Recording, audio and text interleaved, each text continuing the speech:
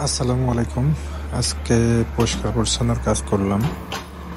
দেখুন আমার ফার্মের যে গোবরগুলো মানে গরুর গোবরগুলো আসে সেটা একদম কর্তব্য বোঝাই হয়ে গেছে। সে বর্ষার আগেই তাকে পরিষ্কার করতে হতো। পুকুর কাটার পরে চিন্তা করলাম এই ডেজার্ট দিয়েই এই কাজটা সম্পূর্ণ করব, কারণ মানুষ দিয়ে করতে গেলে আসলে অনেক খরচ পড়ে যায় এবং সময়টাও অনেক লেগে যায়। তাই এটাই করতে চেয়েছিলাম যে পরিষ্কার পরিচ্ছন্ন বর্ষার আগেই করব।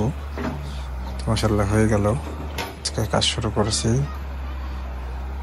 ওই যে আমাদের আসলে ছাগলের খোয়ারটা, এখানে সব ছাগলগুলো আছে, খাওয়া দাওয়ার পরে সব রেস্ট করছে এবং এদিকে আমাদের পরিষ্কার পরিচ্ছন্ন কাজ চলছে। গরুগুলো বেশ ভয় পাচ্ছিল মেশিনের শব্দে। এই যে দেখুন, এটা নতুন করে আর কি করা হচ্ছে এই গর্তটা।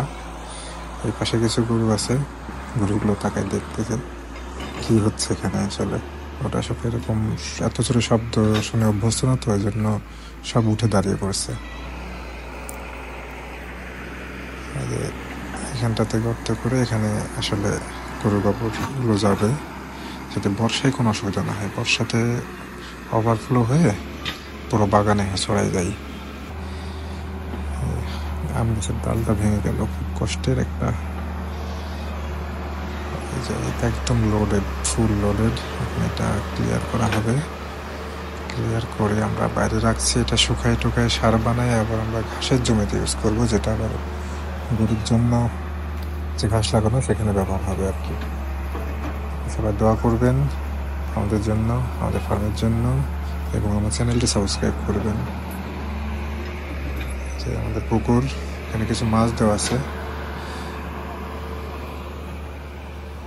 যে পুরো বাগান, ছাগলের খোয়ার, এবং আমার এই পাশটাতেই এই যে ক্লিয়ার এখন অনেকটাই।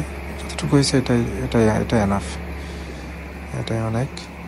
এত করলেই হবে। এই বর্ষাটা অন্তত এখনো 1-1.5 বছর চালানো যাবে এখানে।